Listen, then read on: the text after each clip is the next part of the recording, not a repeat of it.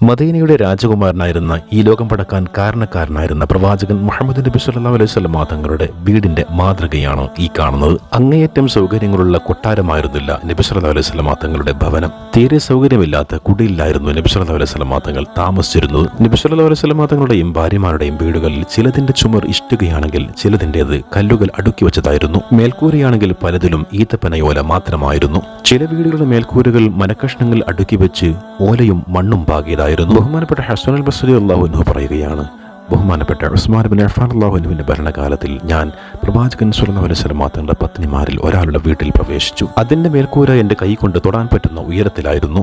ജാഹിലിയ കവിതകളിൽ വീടിന്റെ ഉയരത്തിൽ പെരുമ നടിച്ചതായി നമുക്ക് കാണാൻ സാധിക്കും. അതീവ ലാളിത്യവും വിനയവുമുള്ള ആളായിരുന്നു ബഹുമാനപ്പെട്ട പ്രവാചകൻ മുഹമ്മദ് നബി സല്ലല്ലാഹു അലൈഹി വസല്ലം തങ്ങൾ. വലിയ കൊട്ടാരങ്ങൾ പണിയാൻ നബി സല്ലല്ലാഹു അലൈഹി വസല്ലം തങ്ങൾക്ക് ലഭിക്കുന്ന ഹദിയ തന്നെ മതിയായിരുന്നു. നബി സല്ലല്ലാഹു അലൈഹി വസല്ലം തങ്ങൾ അതൊക്കെ പാവപ്പെട്ടവർക്ക് സ്വതക്ക ചെയ്തു.